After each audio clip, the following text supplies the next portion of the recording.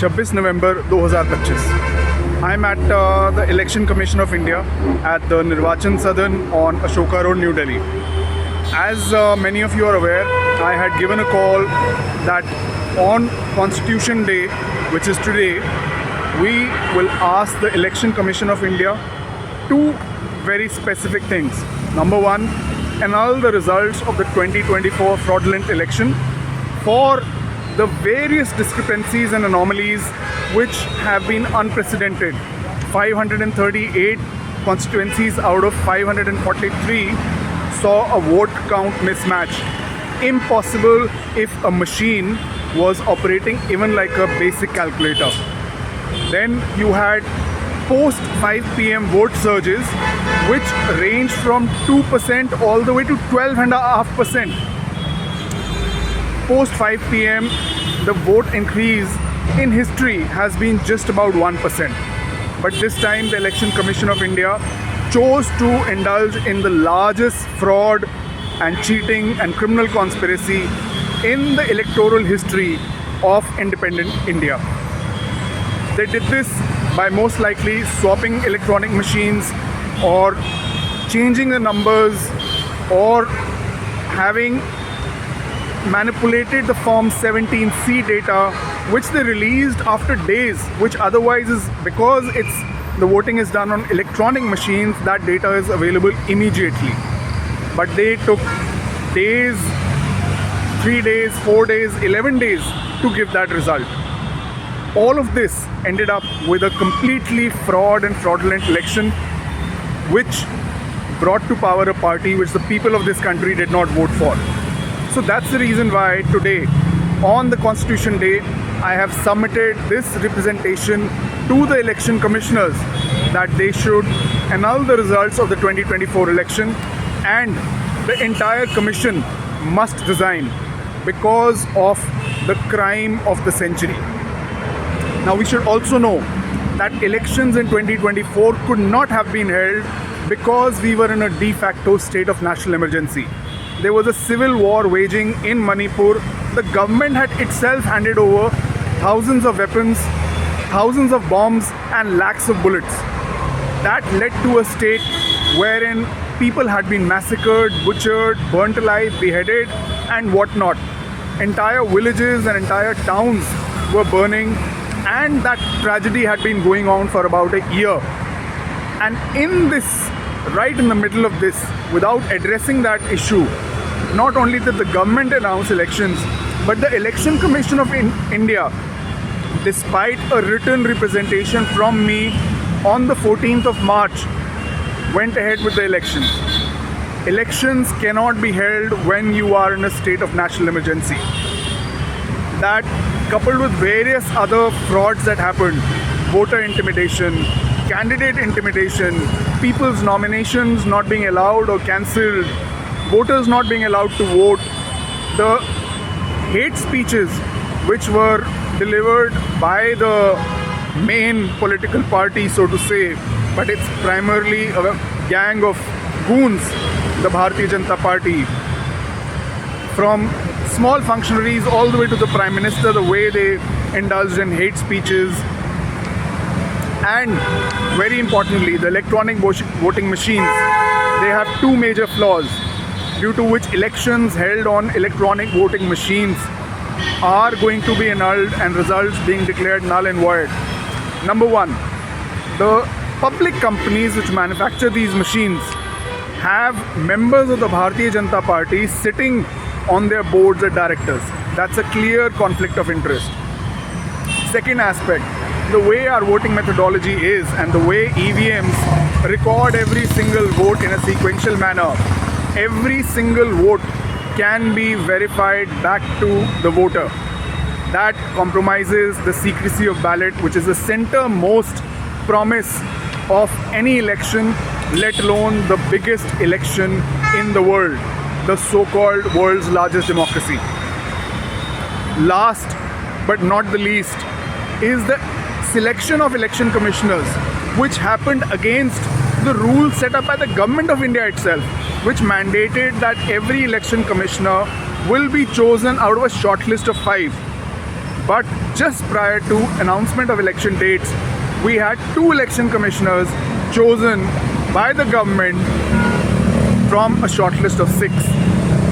The namesake opposition participation was also hindered because the opposition said they weren't given enough time to even go through the names, and even if they would have, the government had the majority of 2:1, which is against every single logical principle. So today, on this Constitution Day, not only have I submitted this representation, I have online filed a criminal complaint against the Election Commission officials. We don't know who they are and who all indulged in this fraud, and have asked Delhi Police to register an FIR. I am now headed to the police station Parliament Street to hand over a physical copy as well of that criminal complaint, and I will update you on the various other things done today on the Constitution Day to honor the Constitution, honor the freedom fighters who fought for this country, and honor 150 crore Indians, 140 living in India and about 10 crores living all across the world. This is for democracy. This is for the future of India. I'm outside the police station Parliament Street, and without surprise, the inspector concerned and the SHO of Parliament Street Police Station refused to accept the criminal complaint. I sat there for about nearly 2 hours, and after doing the entire process, after understanding everything, and initiating the process for taking the criminal complaint on record, after nearly 2 hours, the concerned inspector said, "We cannot accept this. We'll keep it, but we'll not give you any diary number. We will not do this, we will not do that. We have some internal process." And upon questioning, it became evident that that internal process is above the law. So this once again proves how Delhi Police operates. Knowing this very well, I had already emailed the complaint to the Commissioner's ID this morning. I know very well how Delhi Police operates, how its senior officers operate, how they don't act on most serious crimes, whether it is terrorists from Manipur opening branches in Delhi, whether it is the biggest fraud of elections in India's history. Delhi Police and its employees, who are all public servants, are completely taking the country for a ride, completely harassing citizens. We know how police in this country indulges in acts of thefts and robbery and whatnot. But they will not even act on this matter of biggest robbery, which is our democracy having been stolen, our democracy having been murdered, our electoral system having been completely butchered. They've advised me to send the complaint by email, which, it just puts the things into the process. It doesn't go into the system. And they want me to come back tomorrow morning, which I may. They've asked me to send the complaint through post. But this is all nothing but delay tactics. Ideally, an FIR should have been registered right now. Ideally, action should be taken right now. But this is Delhi Police for you. In a manner, it's good what they've done, because it further documents for the courts and for the nation on how much this system is corrupted, rusted, and on the brink of a collapse. Today is the 28th of November, and I had gone once again to Police Station Parliament Street to give them a copy of the complaint, because day before yesterday, on Constitution Day, the SHO had requested that, "Sir, please either send this by mail or please come back tomorrow. Such a long time has passed. Another day will not make a difference. Our seniors are not there today. I cannot accept this on my own without their permission. We have internal this, that." So I did send the mail on Constitution Day itself. And then today, after almost 2 days, I came back and I gave him the complaint, and he then called up his senior. I am assuming it was either the ACP or the DCP, and they had a brief chat. He sent information about the complaint, a brief message, and photographs of the complaint to whoever he had spoken to. And about after 15 minutes, he said, "We will not accept this complaint. We have it already. You can take it back." They refused to give a diary number. They refused to enter it into the NCRB portal, and they obviously refused to file an FIR, which should have been done as per law, because if there's any cognizable offense, the police is mandated to register an FIR. So eventually, I called PCR, I called 100 number and informed that this is what's going on in the national capital, the central most police station. I don't have any words what to say about what the conditions are, but I'm assuming this is how Pakistan and Afghanistan are. It's a completely lawless state today, where the police, we know how it operates nationally, but here in the national capital, they are operating with complete impunity and complete disregard for the laws of the country, and complete annihilation of duties and fundamental rights and the Constitution of India. So this is an update about the criminal complaint, and obviously whatever are the next logical legal steps that will be taken. And I thought, let me complete this aspect of the process which has been done, the action which has been taken. But I also want to share with you that besides the representation to the Election Commission of India and this police complaint, on Constitution Day, I did two more things. One, I wrote to the Prime Minister's office, sent a mail to the Cabinet Secretary, and directly addressed to Narendra Modi, asking him to resign because of the gross manipulation of the 2024 elections, as well as what they have turned the country into over the last 10-11 years. And I have also sent a representation to the President of India, once again asking her, I have been asking her for the last 3 years to do her duties, fulfill her oath. And so this time around, I have once again informed that what is the state of affairs. It's a complete breakdown. Our government has been hijacked, our country has been hijacked, our democracy has been hijacked, our democracy has been murdered rather.